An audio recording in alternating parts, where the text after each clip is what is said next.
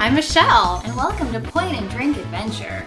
We're obviously recording differently this time. Look! Yes, things might look a little different. Oh my god. You're we here. And cheers for real. Yay! So this is the podcast where we talk about the drinks and all of the media we've been consuming lately. Yes, and we have been consuming a lot of media. And drinks. And drinks. Yes. Oh, so many drinks. So many drinks. Mm-hmm. But what are we drinking today, Pam? What is this? This is whiskey. This is Bourbon. bourbon.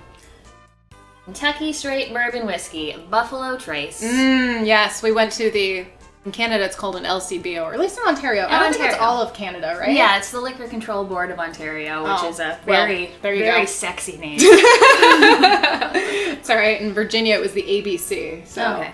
Alcohol Beverage Control. Always be consuming. Yeah, always be consuming. Yes, that's way better than Alcohol Beverage Control. But we went to the LCBO, and I saw they had Buffalo Trace. I was like, oh my god, we have to get it, because I love Buffalo Trace, and I like to spoil Pam. So yes, that's why we're here. So, do you drink bourbon? How do you feel about bourbon?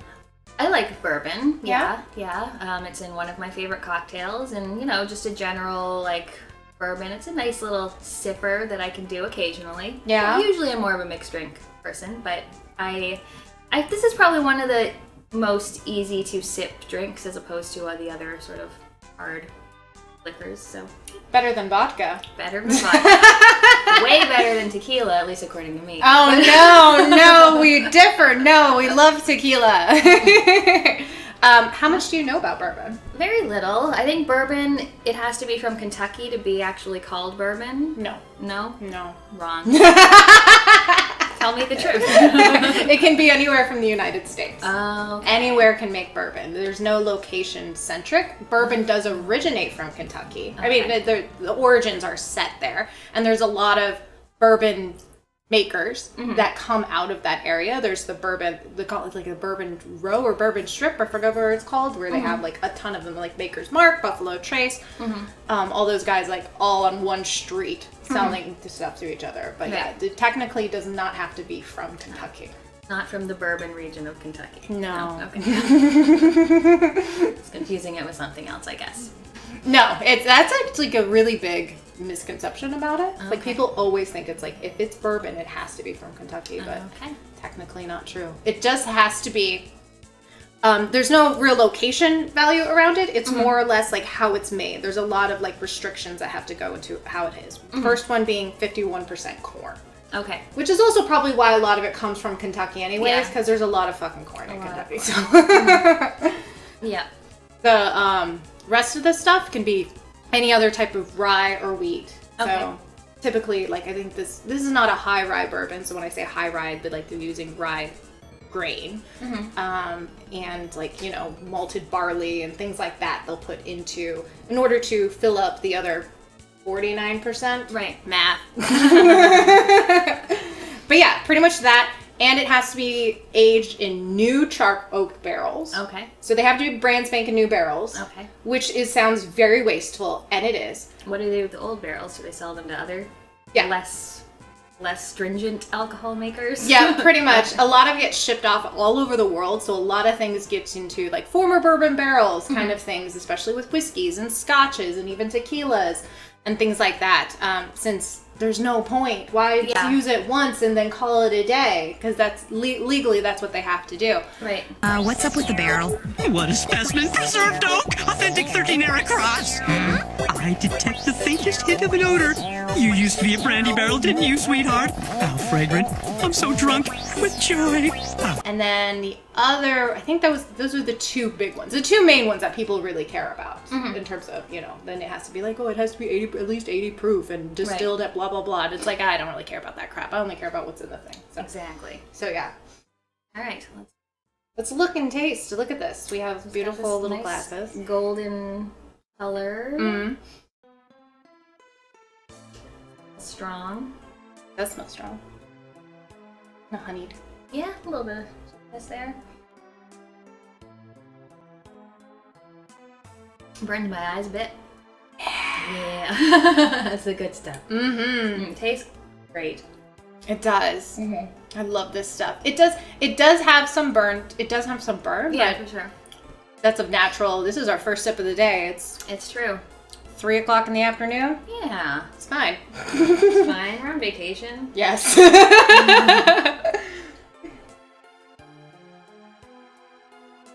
Oh, I love this stuff. All right, so yeah, this is good, strong, but tastes good. Am I getting anything from it? Like, caramel, honey notes, kind of typical bourbon. I think there's not a lot of, I definitely feel like there's some complexity to it, and it does a nice lingering finish. Mm-hmm. It does have a lingering. But it also doesn't feel like, it feels very easy to keep sipping. Like, I don't feel like a cotton mouthy feel, which sometimes I do get from some bourbons, or whiskeys, depending on the type of barrel aging that they use. So, yeah. All right. I like it. I like it too. It's good stuff. It's very good. So we do have these, which we're going to continue to sip. But I also made Pam's favorite drink, which is a whiskey sour. Here you go, baby. Thank you. Yay! Woo. Look how fun these look. Look at that fun. Look at that foam. I actually use real egg white to make whiskey sours, because that's the only way you should make whiskey sours. Yes, that's my problem with whiskey sour. So first, tell us, what is a whiskey sour? What's in this? So whiskey sour is bourbon, simple syrup, lemon juice, and that's it. All right, that's it. and the egg whites. And egg whites. So you just shake without ice all of these ingredients, including the egg whites, until your cocktail thing almost explodes on you and makes a really big mess, which literally happened to me. And then you add ice, and then double strain it into your happy little cocktail glass. So yes. Cheers. Cheers. Let's hopefully these don't suck. A little sweeter than I intended, but that's okay. Could have a little bit more Lemon. tang to it. Yeah. But It happens. Lemons are expensive. this is good. And the problem with whiskey sours, as much as I love them, is that most bars you go to do not make a proper whiskey sour. They have whiskey with just citrus bar mix, and that's it. There's no foamy egg whites on top. Like, it's not fresh squeezed lemon juice. It's just like a bar mix and whiskey, and it's like, well, that's not really a whiskey sour. So it's nice to get like a proper one. We actually went out on Wednesday to Victory Bay, and they made proper whiskey sours, and they were delicious. They were really good, and they had a real thick foam on them. I'm like, you guys are putting a lot of egg white in this thing. I was very impressed. Those were really good. So yeah, and we're gonna double fist it and put this over here just so we're prepared to drink more, because that's how we roll and adjust our seating. So we're more comfy for the feet people. Wake up the computer so our notes are back. 1 second. There we go. All right, so is that all about the Buffalo Trace? We're gonna move on to what else we've been doing. Yeah, if you can find Buffalo Trace, you should get Buffalo Trace, because it's relatively inexpensive. I mean, not in Canada, but I mean, compared to other bourbons or whiskeys, like, it's not it's that much more expensive. No, like, it's really, for what you're getting out of this and the price that it is, it's fantastic. Like, in the States, if you find it, you can probably find it under $40 US. But the problem is you can't find it. Yeah. It's one of those white whales that everybody goes after because it's Buffalo Trace and they're awesome. And oh my God, I have to have it. That's me. I have 2 bottles at home because I hoard the fucking shit. So if you can find it, get it. So yeah. All right. So what else have we been doing? Anything being watched? Movies? Shows? Yeah. We should talk about the one thing we watched together. Oh, we didn't watch it together. We watched one thing together, but we watched also watched one thing separately. Yes. Let's talk about Barbarian. Yes, Barbarian, a pretty new horror movie with some twists and turns in it. The concept is that a woman goes to a very rough neighborhood to stay at her Airbnb, and she finds out it's been double booked, and the man is there in the Airbnb, and she has to decide, like, oh well, can I stay here with him? Is this bad? Is he gonna murder me? You know, the questions you ask yourself. Every day, as a woman, all day, every day, is this man going to murder me? This is how we women live. But yeah. So it's raining. She's in a sketch neighborhood too. Yes, she doesn't even notice how sketchy it is until the next day. Yeah, and I'm like, girl, yeah, did you not Google the neighborhood where you booked this? Jesus. Yeah, so it's got, I actually don't know who the main actress is. I don't either. I don't remember her name, but she was very good. She was very good. The guy who she is sharing the Airbnb with is a Skarsgård, the one that was in It. Very sexy. But yeah, I don't want to say too much about it because it does like have a lot of twists and turns in it, but I thought it was really good. Like, it was very tense. I enjoyed sort of how the different segments of the movie were sort of had different like themes and like showing different sides of things. Yes. So yeah, I thought it was really good. I really enjoyed it as well. I was very surprised because did you go into it completely blind? Yeah, I did. Yeah, me too. I hadn't even watched the trailer. Yeah, me either. I was like, I'm just gonna put this on because I know Pam watched it and I feel like we should watch one thing to talk about on our podcast together. And it seemed interesting. I was like, oh, a horror movie, like I'm into it. And so when it's basically done in three different segments? 2 different segments. Like 2. Yeah, I guess 2. We'll go 2. 2 different segments, and they intertwine, obviously. But the first half, and then it transitions to the second segment, I went, what did we turn into what here? Is this? Like, what happened? Is this the same movie? Did I change the channel? But they do, like, even the themes and such, they correlate. Yes. And the theme being, like, how women's decide and how women's perception is, and, like, how you perceive danger. How you perceive danger. Definitely. It was all throughout the movie, which I thought was very interesting perspective, especially for this kind of horror movie. Because so many times in a horror movie, the woman is just a... what do we call it when you're like the last the final girl. Final girl, yeah. So I really enjoyed it, so high recommend. Yeah, really good. Really good if you like spooky movies. Yes. Yes. And... creepy men. Which there are a lot of you out there. What else have you been watching? What else? So I just watched this show that is new, that's been sort of critically acclaimed. It's called Bad Sisters.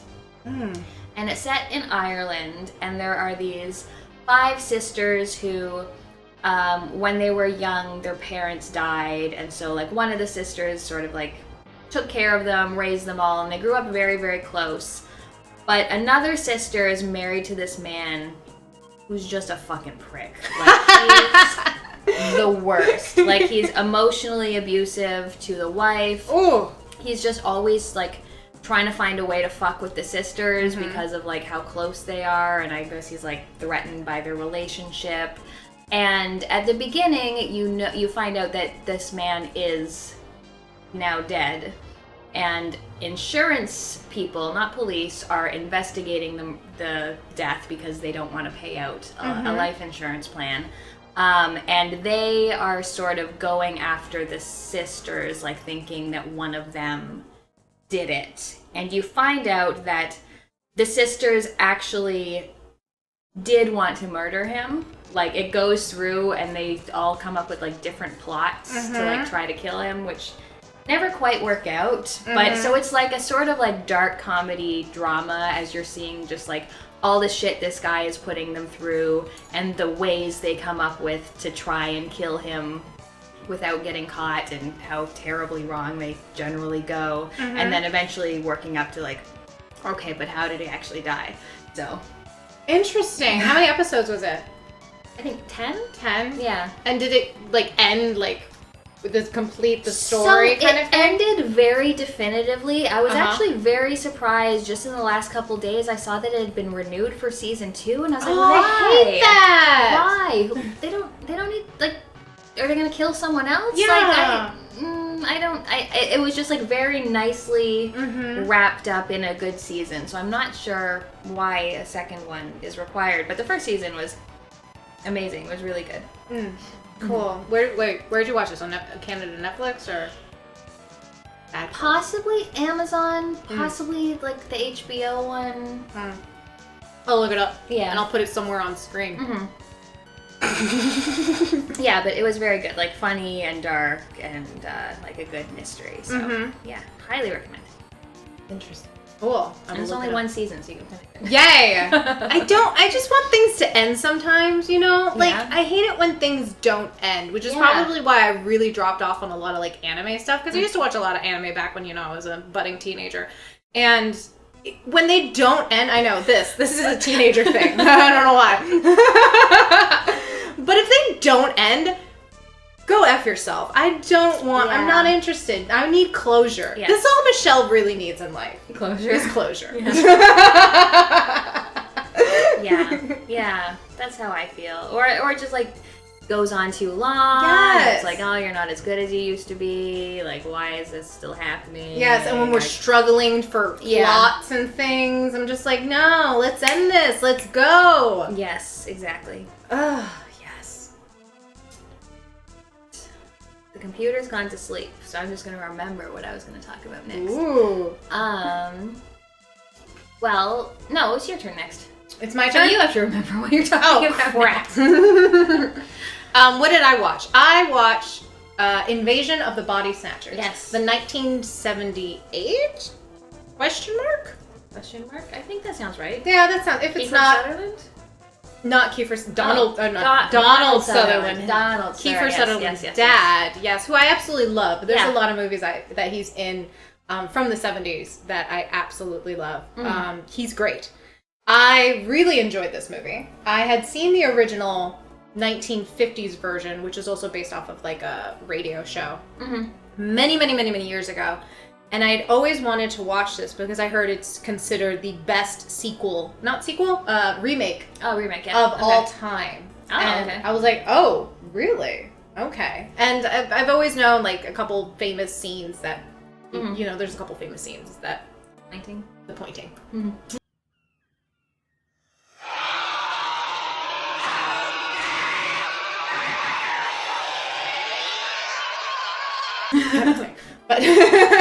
But I've always wanted to watch it, so as I said, F it. Like, it was towards the end of Halloween, and even if it was post-Halloween, I was like, I'm gonna watch it, I don't care. Watch spooky movies all year round. Yeah, exactly. I love horror and sci-fi things, and this was very well done, I think. Even the effects, effects of the monster things were done really well. The pod people, as they call them, even though they don't say pod people in the movie at all, but that's what they're known as. Right. And Donald Sutherland and the main woman, who I don't remember her name, again, we're real good at this, were fantastic. Okay. And just the idea of it and how they portrayed, like, in a period of like 24 hours, your life is going to turn upside down. And you know it's wrong, but nobody believes you. Right, okay, yeah. And so how do you overcome that? And how do you try to survive? Because everyone thinks you're fucking crazy and or turning into crazy people. Okay. Not crazy people, into aliens. Yes. So, I don't know if that's a spoiler. It's Invasion it's Invasion of the Body Snatchers. You can kind of It's a 40-year-old movie. Yeah, I feel like we're beyond that point for that. Yeah. But I really enjoyed it. Donald Sutherland's hair, though, is like real 70s. Yeah. It's like curly and froey. Nice. It's hot. But I love him. I absolutely love him. He's fantastic. He's in one of my favorite movies, Kelly's Heroes. I haven't seen that. Good one. He's like a hippie in the World War II, which does not make sense, but it's great. So, Invasion of the Body Snatchers, 1978. High thumbs up. Especially, like, if you like horror movies. Like, we love horror movies. Have you seen it before? I've never seen it. We should watch it. I mean, not now, but... Along with the 700 other movies we're gonna watch. I swear, since I've been here, we were just like, we're gonna watch this, we're gonna watch this, we're gonna do this. Like, how many hours are in the fucking day where we cannot do this? So... Yes. But what else have you been watching without me? Without you? I don't think anything. That was it? I think that was it. Oh, then what have we been watching together? Yeah, so of the 700 movies we're going to watch together, the one that we actually watched was Magic Mike XXL. Yeah, because we're thirsty girls. It's true. It's true. Well, why did we say that? Because we went to a drag show. Yeah, I went to a concert. Drag I don't concert. even know how it came up. No idea. I was just like, hey, have you seen Magic Mike? I don't, maybe the dancers, I don't know. It just popped into my head and I'm like, we're going to watch this. We're going to watch Magic Mike. I was like, I haven't seen the second one. You're like, we're watching it. I was like, okay. Mm-hmm. Yes, I'm for it. Let's watch some sexy men dance around, and who's not disappointed. Yeah, so Magic Mike, I'm not a fan of the first Magic Mike. It's about a group of male entertainers who... In Florida. It's got like a kind of crappy romance story in it, and I just found it kind of boring. Like, it's a Steven Soderbergh, is that who it was? Yeah. Yeah, movie, and it's just not that good. Like, the first one, I was just like, this is boring. Like, this should be more interesting. Mm-hmm. But this one, the second one, was just like so much more fun. It's kind of nice because it's like about a bunch of dudes who are just like really good friends and they really love each other and they just want to make each other happy and also make women happy, and I'm like, yes, I love this. They just want to. They're what do they call it? They're healers. They're healers. Yes, they're healers. Heal me anytime. Yeah. It's just like a kind of like a road trip movie where they're going to this stripper convention in Myrtle Beach. Myrtle Beach, yeah. And deciding what they want to do with their lives and like making up new routines and yes. The last hurrah is what they're last hurrah. Yeah, one last time since they're all getting older, which they're like under 35. Yeah. I'm like, oh Jesus. Yeah. But yeah, it was just really fun, like really hot, like real hot. Joe Manganiello, like yeah, he's good. Channing Tatum, physically like less excited by him, but what a dancer. Oh my god, yes. Just when he's dancing with wood in the oh my god, that came out. But he's a carpenter in this movie, so it makes sense. Yeah. Oh my god. Good music. Pony, 9 Inch Nails. Yes, which is I think the best stripper song. I want 9 Inch Nails playing if I have a stripper come over to here. Maybe a stripper ends up here sometime today or tomorrow. Yeah. They better put on some 9 Inch fucking nails. Put 9 Inch Nails on their boombox. Like, okay. Their boombox.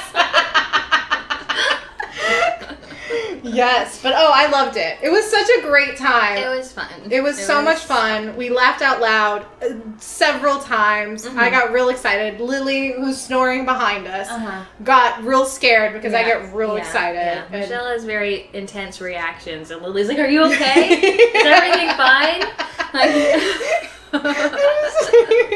Yes. Great movie. Oh. Was that all of it? Is that all we watched? And then the concert.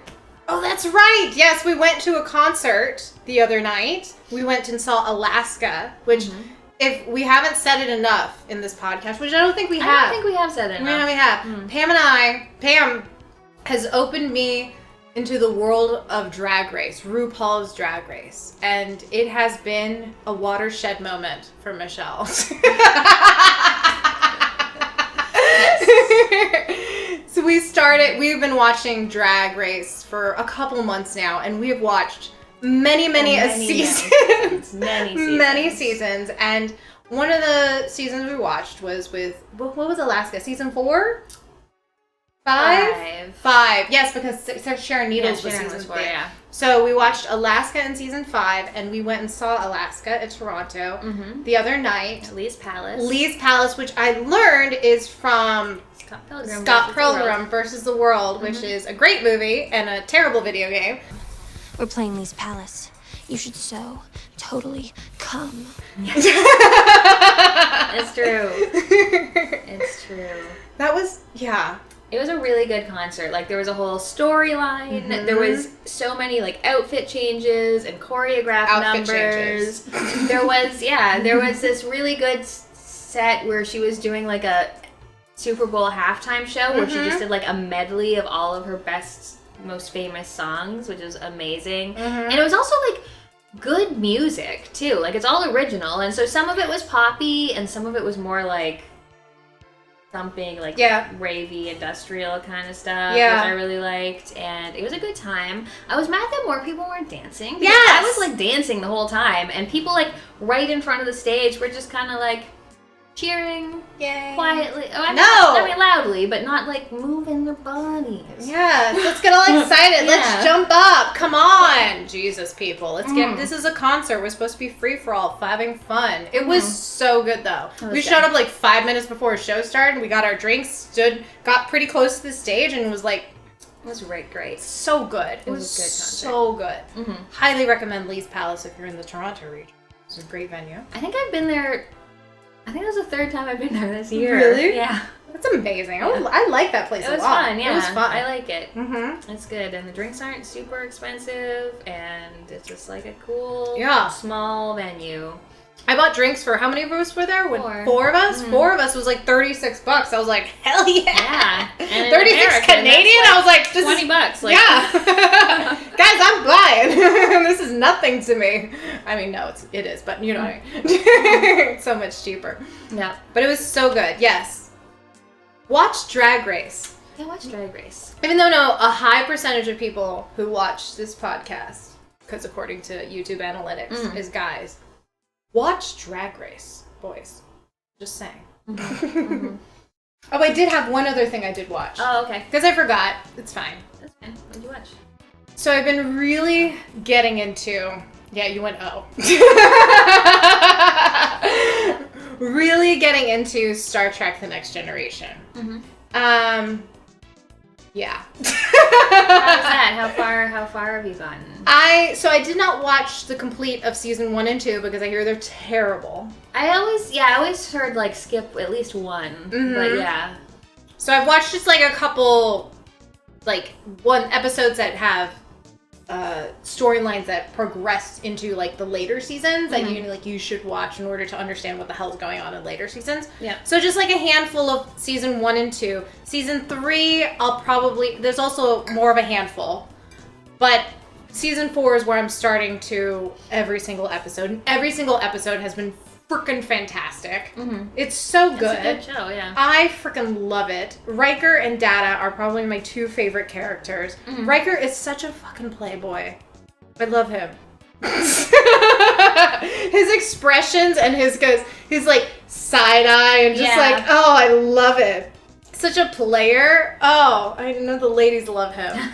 Lord. But it's just even like they hit on very like prevalent issues like about racism and such, and how that is in a way that is very unique. Yeah. Is the Lily coming over? Lily, No? wanna come over here? Want to sit with us? You want to say hi? Lily's gonna come over and talk about TNG with us. Come on, sit. Want to sit here? Lily! Come on. Up here. Up here. You can do it. Okay, or not. No, she's going to her bed. She's going to her bed. She doesn't want to sit with us. She said nope, that's fine. It's fine. But I've been loving it so far. So I'm in the middle of season 4. I've probably watched like 30 episodes at this point in a period of like a week and a half, and it's a problem that I have. And because it's taking me away from Drag Race and all the other things I could be watching. Because we went with like a week without watching Drag Race, and I was like... That's true, we didn't watch anything. Well, yeah. I think I was also being like, I'm going to wait, because I know all we're going to do here is watch Drag Race. True enough. So, but it's great. So I've turned into a Star Trek nerd. I've converted. It's fine. Maybe you guys like that. I don't know. You guys like that? Some do. Meh. Whatever. So who cares what they like? Exactly. It's what Michelle likes. It's what about Michelle fucking likes. So yes, I'm going to continue on my journey of Star Trek The Next Generation, which is fantastic. Picard is a sexy fucking man. He is a sexy bald man. Oh my god. When he's out of his uniform and he wears nothing but like deep glow V's, V's, I'm like, yeah. Jesus Christ, man. And he's like 50 in this. I'm like, you are a So I will watch it for that. Oh, but what are we playing? What are we playing? Yeah, what have you played? So I was very excited for A Plague Tale Requiem. Yes. Which just came out recently. I loved the first one, Plague Tale Innocence, which was about a girl, Amicia, and her little brother. And her little brother's got some kind of sickness / supernatural magic power. Is it because of the sickness he has this power? Yeah. Oh, okay. Yeah. And it happens through like a rat plague, and the Inquisition is after them. Oh no. And so the Inquisition, no one expects it. The Inquisition, what a show. The Inquisition, here we go. But it came after them again, so maybe they should have expected it. But yeah, so this one takes place sort of after, and it's Amicia and Hugo going through. He gets sick again. He causes the rats to kill everyone. They go to like some beautiful French city, and then it's like, well, Hugo's here, so soon everyone's going to be eaten by rats. Maybe you should go live in a fucking forest. Yeah, go live in the middle of nowhere in France. Like, Jesus. Yeah. So it's just like a very like cinematic, so there's like sort of like stealth action and then action. Like Amicia has a sling that she kills people with, and she gets a crossbow in this one. And one thing I really like about these is that you're never alone. Like, you always have someone with you. So sometimes it's Hugo, who at times is a little useless and you just kind of have to drag him around with you, but you get these other companions, so you can be like, hey, companion, like, turn this crank so this opens this and I can go through here. So it's like problem solving with like multiple people, which I really like. And I really also like having companions just so that like they can talk as they go, so it's not just like, oh, you found a diary entry, sit here and listen to it. Oh, I hate that kind of story playing. Or the way the story is told. Like Resident Evil does that a lot, where you just like pick up a piece of paper and read it. That's how you feed. That's how you know what's going on. Yeah, that's stupid. I hate that. I don't want to read. Yeah, but it was really good. It was beautiful. Like, it's a beautiful game, and the ending was quite unexpected. But I really liked the ending and how they did things. So yeah, I really liked that one. How long did it take you to finish? Longer than I thought. Like, maybe like 15 to 20 hours. Oh, wow. Yeah. You finished that real quick. You're plowing through that baby. I was, but it's still like, yeah, it took a little bit. So is it more like combat heavy than the first one, or like just more like... There are some more sort of like pure combat sections where you just have to, and it's not always just like easy. Like, so many people have like armor or shield, so you can't just shoot them. You have to like figure out a way to like blind them and then like hit their weak spot, and then maybe you can shoot them. So it's like a little puzzly in terms of how you actually solve the combat encounters. Fun though. Yeah, it was good. Yeah, I'm glad you liked it. I know you were really looking forward. I remember when it was announced, you go, "Oh my god, really already?" Because you just played the other one, like what, maybe 2 years ago? Yeah, it wasn't that long ago. Yeah, that's a quick turnaround for sequels. I feel like. Yeah, I mean, maybe it's not nowadays. I mean, we're literally developers being crushed. Yeah, that's true. But yeah, it was good. Good. What did you play? Well, since I've been watching so much fucking TNG lately, I haven't really been playing much except Halo CE. Me and Briz, my co-op buddy, played through the first Halo, the remake one, which was cool because you could just literally push a button and transition to the old graphics to the new graphics. So I was just constantly going like back and forth to see how it looked between the two, because it was so nice you didn't have to go into a menu and do it. Yeah. It was a button. Yeah, just a button. Everyone should do it like that, with the button, except when you're in cutscenes. Which makes sense, that's fine. Yeah. Whatever. That's fine. Whatever, it's fine. Okay, so Halo, I've played, so only one I'm missing now is Halo Infinite and Halo 2, which we, of course, started Halo 2 immediately after finishing Halo 1. So every other Halo I have played. And Halo 1 is fine. It's fine. Comparatively, 3 is still my favorite. Okay. 1, because I can look down the sights of the fucking gun. And 1, you cannot. Oh. Right? The first thing you do, that I do, whenever you get your weapon, is I click L, trigger. Yeah. And you look down your sights. Nope, that throws in grenades. And what does Michelle do when she throws grenades? Kills us all. Okay. Interesting. Yeah, so there's no sights. No sights. It's just point and shoot. Just point and shoot. You do get some sights in the sniper rifle. Okay. Which there's like 4. I hate every other gun that is not a human gun. If it's like the Covenant gun. I like the Needler. I hate the fucking Needler. Needler. Oh, I hate all the Covenant weapons. I fucking hate. I just want, I don't know why. I want to be an American with my American gun. But yeah, apparently, because I was talking to Briz about this, I'm like, why don't I can't look down the sights? He's like, they didn't have this back in the day. I was like, what?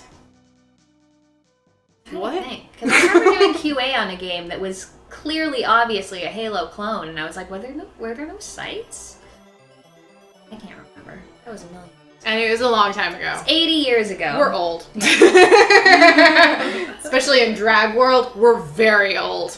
Oh man, when what's her face was like, this person's so old, they were born before the N64 came out. Me and Pam both look at each other and go, what? Just crumbling to dust on the spot.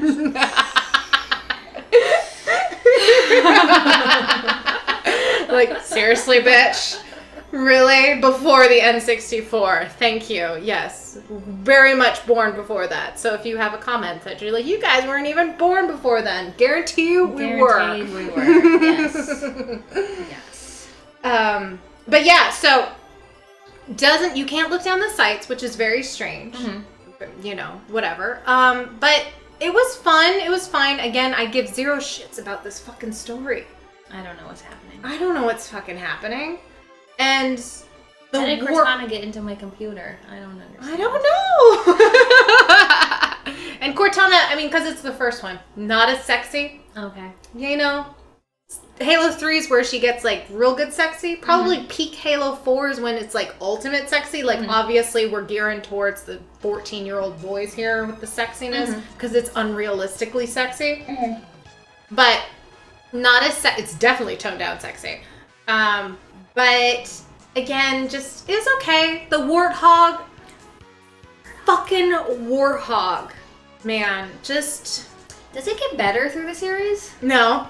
It's just always shit. It's always, okay, it's real floaty in the first one. Okay. At least I feel like in 3 and 4, 3 and 4, I don't really, honestly, I don't remember 5 very much. It's not as floaty, but it's still fucking floaty. It's like they kept with that shtick. They decided, we're not gonna fix this because it's part of charm. I'm sorry.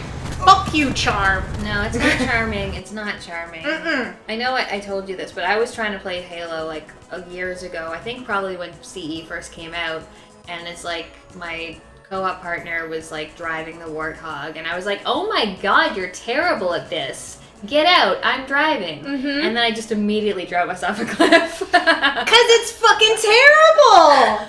It's so bad. Because the last mission historically in Halo, in every Halo, it's a Warthog driving sequence that you have to escape the place because it's every single fucking Halo. And so I'm doing it. I'm like, all right, Briz, I'm going to do it 3 times before I hand it off to you because he's a Halo pro. He's played these games like at least probably twice each or whatever. So I get through it twice and I go, fuck this shit, take over. I didn't even make it to 3. No, it's not. It's not good. It's not good. So fix the fucking Warthog and it's a perfect game. I mean, besides me not understanding the story or even caring, but shoot-wise, it's fun. Yeah. Co-op, it's great. Fucking Warthogs. Just kills it for me. Absolutely fucking kills it. So, Halo CE. Played it. I was never a shooter girl. And that's what happened? Like all you play now. Now it's all I fucking all play. You play. What happened to me? I don't know. What is going on with my Wednesday life? co-op night ruined you. It did. Pam ruined me. That's not even what I would pick. I'm not even a shooter girl. I know. Blame Briz. Yeah. Briz, if you're watching this, I blame you. And if you're not watching, what the fuck? Alright, so what else? I've just finished Castlevania Harmony of Dissonance. Ooh, yeah. Dissonance? Dissonance. Dissonance. Harmony of Dissonance. Yeah, I've been playing that for a while. I was playing it on stream, which is fun to play. It's part of the GBA collection, so I just did Aria of Sorrow like a few months back, and I really liked that one. And this one I liked less. It's got the same, Castlevania sprites, the same movement, the same like effects. The music isn't as good. Like I didn't love the music. There was a couple of decent tracks, but mostly I didn't care for it. It's also got this weird dual castle layout where you have to like switch between the castles, and like sometimes a passage will be open in Castle A but not in Castle B, and like there's teleporting all over, which I didn't love. Like I found I got myself lost quite a bit. And I don't really like being lost. No. No. But otherwise, it was pretty decent. I really liked that you got your own little room and you could find furniture for it, and then like you can decorate your room. Oh, yeah. That's adorable. It was really cute. Eventually got to the point where like, all right, stop with the decorations. Like this is too much. But yeah, I liked that part. So yeah, it was decent. I got the bad ending, but I was like, that's fine. I'm not gonna do whatever hoops that need to be jumped through for the good ending. I'm just gonna take these credits and go. Yeah. So on your Castlevania tier list, it would be towards the bottom. I would like rank it a B. So it was decent, but it was just not like definitely no symphony, and not as good as Aria of Sorrow. So yeah, it was fine. Yeah, you got some good clips out of it though for your clip. I did. I did get some good Twitch highlights. Yeah. Out of it. Where am I going? Where is it? Where am I going? What am I doing? Help me. Yeah, I don't like if it's got to be a clear, concise map for those kind of things. It's probably why I never really got into the Metroids whenever they first came out. Yeah. Like I remember because when they first came out, my dad would play them, and he would get so frustrated with them because one, they have no fucking map. So how do you live your life? Yeah. The first one, and which is the one that I remember most vividly him playing. So I think just tailing off of that, like after a while, just because it was so difficult in terms of without having a map. Like you gotta really have a good map. Like Astalon, which I know we played, has a great map. Very easy to follow. I know that's half the challenge in these things is trying to figure it out and figure out where to go, and that's half the fun maybe for some people, but not for us. Yeah. I want a map that's good. Like. Yeah, I want to explore, but once I've explored something, I want to be able to know that I've explored it. Yes, which probably transitions well into what we've been playing together. Yes. Because I don't remember the other game that I played. I don't think I did play another game. CDi. Oh my god, I did play the CDi. Fuck. How does she remember what I fucking played and I don't? Okay, we'll transition to Soma and... Oh. Spoiler alert. So, yes, I went over to a friend's place 2 weekends ago. I forget when it was. And he has a CDi. And I've never played a CDi game before. I've never played a CDi game before. Because why would you have a CDi? Good question. And he had so many games. Like, sealed... One of the games he had was one of the sealed Zelda ones. Not the Gamelon one and the Link one, but... the other one, whatever. Again, I'll put a screenshot of what that game that was. And all these other CDi games, I was like, well, the fuck, I've never played this. Let's turn this bitch on. Let's go. So we did, and it worked. First try. And so we played the Gamelon, Knights of Gamelon, something Gamelon, the Link, Zelda 1, something Gamelon. Screenshot. I'm going to say that a lot during this podcast because I don't remember a fucking thing. Editing note.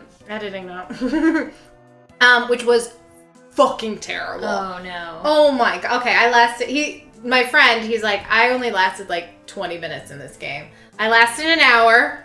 Is it like the FMV cartoon games, or is it like something else? Like, do you have a sprite, or do you have You do have a sprite. Oh, okay. It's a sprite you play as Zelda. And you go to... It's kind of... it's the FMV animated ones. Okay. Really bad voice acting. Horrible. Enough. My ship sails in the morning. I wonder what's for dinner. Oh boy, I'm so hungry I could eat an octorok. Doesn't really tell you what to go, where to go, what to do. You just like start off one place and then you can teleport to a new town. You go explore that, then you go explore another one. But the enemies are stupid difficult. The hitboxes are awful. Mm-hmm. The way it controls is terrible. But I was getting to a point, I was like, okay, I can do this. I can do this. And then they put you go into a room, it's completely black, except you can see like one enemy up here with a key. Right. It's completely black in the background. Yeah. You have to figure out how to get up to the bad guy. There's no sense and no like feel of how you get up there. Like apparently I can climb a ladder that's there, but you can't see it. Right. I hate that.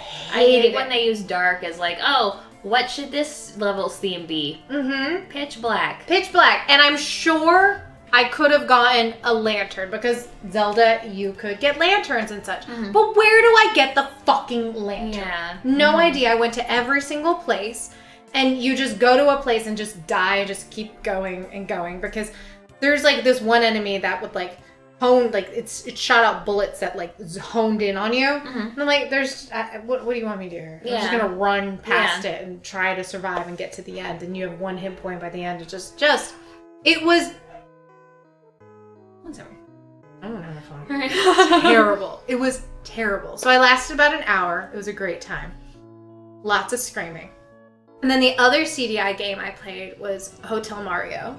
Okay. Which is a more puzzly game. Mm-hmm. So you and Luigi like have to go through a bunch of Mario levels, or not Mario levels, like go through all these hotels, and literally the entire game is, in order to solve the puzzle, is you close doors. Okay. Yep. You have like a puzzle screen, like one big flat puzzle screen, different levels that you could have to close all of the doors in order to move on to the next level. Okay. And there's monsters and stuff that you have to kill. Right. Some of them reopen the doors, which is bullshit because these things, you kill them, close the doors, they come back immediately and open the doors. And I'm like, how am I supposed to kill you? Oh, close all the doors before you reappear and move on to the next level. So I lasted less time in that than I did in fucking Zelda. Okay. All right. Interesting. Yeah. I don't know anything about these games. They were a struggle. Even though like I have another friend who's also a fan of CDi. I was like, Hotel Mario is a good game. I swear. I'm like, is it? No, it's not. It's so simple too. It's just closing doors. That's the entire game. All right. Okay. Yeah. And the music? Oh my god. After a while, I was like telling my friend, I was like, just mute this. I can't anymore. I need to like function as a human being without hearing this same repetitive music over and over again loud. I'm like, just turn it down a little or something because I cannot. So yeah. See, those are the. Oh, we also played Seventh Door, I think it was called, but not very long because I was not really paying attention. That's a point and click adventure game. Seventh Guest? Seventh Guest. Okay. Seventh Guest. Pam knows more than I do. She wasn't fucking there. But only because I was not paying attention. Literally, I was just had cocktails at that point, and you know. So I cannot say it was great. Mm-hmm. It looked good. All the games looked good. Yeah. It looked beautiful. But would I play them again? Absolutely not. No. So yeah, yay to the CDi. All right. Fun times. Yeah, I've still never played a CDi. Like, the Sega CD is sort of my most niche console that I've really played with. With all the FMV. Mm-hmm. Yeah, I should play more weird things, I guess, on different consoles. I'm such a Nintendo, PlayStation, now Xbox. Games, like, even just like looking back, like, I don't know, Neo Geo or something like that. Like, I should try that. Or, yeah, Neo Geo's good. Yeah. There's all a good arcade game. So, someday, you just get one. Sure. It's fine. Just buy one. Betsy, right? buy it. Betsy, my sister. My sister Betsy. Betsy, go buy it. Best is. So the other thing that we've been playing here, which we kind of hope to have finished, but we have not yet, is Soma. Soma. which is a spooky game. Mm-hmm. You play a guy who has just been in a car accident, and he has like a brain bleed. And don't worry about it, just my brain bleed. It's fine. It's fine. My brain's bleeding. It's fine. I love how nonchalant they are about it. Oh, it's fine. It's just medicine for my brain bleeding. It's fine. It's like, dude, that's so serious. But he goes to get his brain scanned, and then weird stuff happens, and you realize you're like 100 years in the future, and the world is basically ended. Yep, the world ended. So you're under the ocean, trying to figure out what the hell's going on, who you are, what you are, what's happening, if humanity is still a thing that exists. It's pretty cool in like a existential kind of way. Yeah. And like a what am I, who am I thing. It's spooky. Honestly, the best thing about Soma is safe mode. Yes. Yeah, we're playing it on Bappy mode. Because we don't got time for that shit. We don't got time. Because there are monsters. I still haven't figured out what the monsters actually are. No. Yeah, what are they, like, because you see other human, or that were humans in the facility, but then these things that are the monsters have 2 legs and then a bulbous thing on top of their head. So it's like, are you human that just like had a bad time with this not being human transition goop thing that happened? So I'm not sure. So normally, like when it first came out, you would have to do like bullshit stealth sequences, and if you would get caught, you could die. Whereas safe mode, like the monsters are still there and they're still creepy, but you can't die, so you never have to repeat things over and over again, which is really nice. That's like the best thing about the game. But it's like really good and atmospheric. Like I like the story. I don't love wandering around in the ocean trying to figure out where I'm going. That's the worst fucking part. Speaking of because we were talking about wandering around earlier on maps. No map. There's no fucking map at all in this game. And you get to some sequences where you're just in this sort of open area with a bunch of different rooms. And I'm like, did I go here? Where am I? Because it's not, everything looks the same when you're in the ocean in that open environment. And you're just like, I don't know where I'm fucking going. So we automatically just go to our phones and start looking, what the fuck do we do Tell here? me where to go. I'm not doing this. No. Yeah. We only got so many hours in the day that we can do this before we watch Magic Mike, so. It's true. Yes. But we haven't finished it yet. We've probably played it 6 hours at least. Yeah, like 4 to 6. Yeah. Yeah. Excuse me. Bless you. Yeah. So I feel like we're at least 2/3 of the way through. Yeah. Now. So hopefully we'll finish. We'll do something about that later.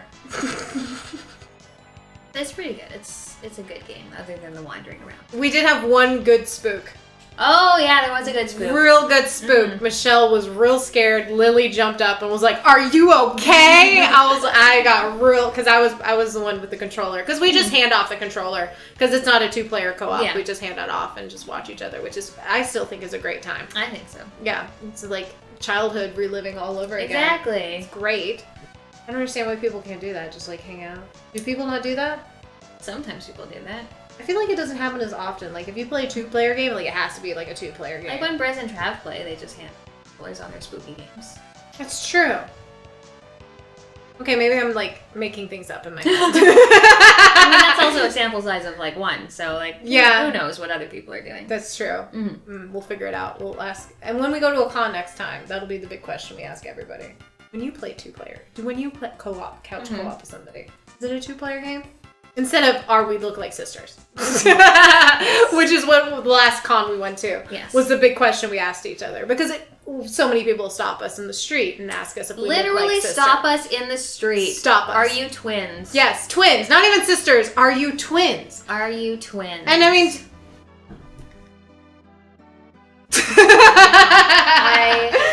although apparently my mom said she could see it, so like if she can see it, then I guess we're sisters. We're now. sisters. Now.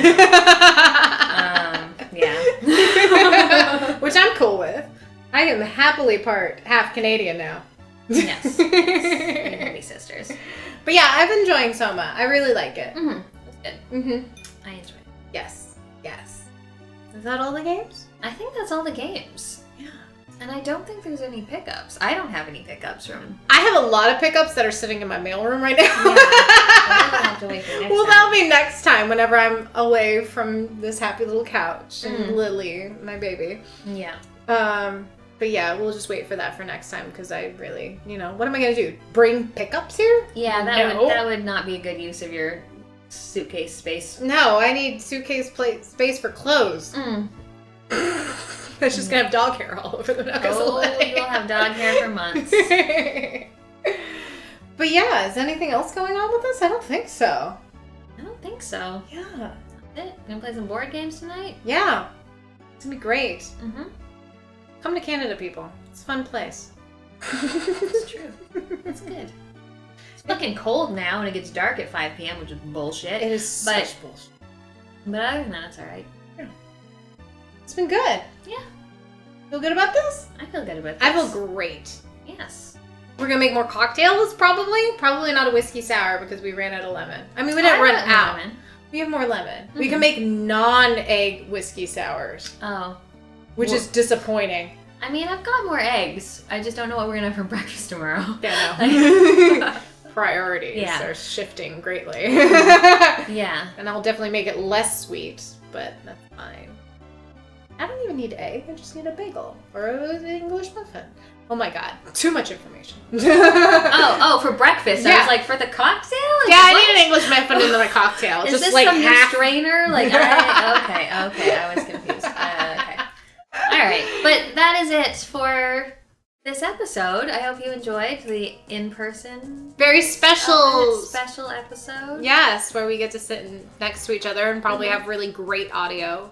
Although this is probably way better than my apartment because my apartment has 15-foot ceilings That's true. Echoes the fuck out of it. Mm-hmm. But the microphone is very far away from us, so... We want to be comfy though, so deal with it. Yeah.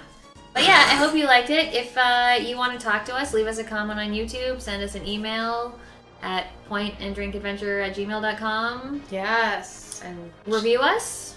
Review us on all the podcasty things. I don't think we've ever asked for that before. I don't think so either. We really don't care, do we? No. Listen, don't listen, meh. We're just here for fun, We're just kids. having fun. Yes. But yes, that is it for this time. We'll see you later. Next time. Next time. Drink Cheers. well, my friends. Bye-bye.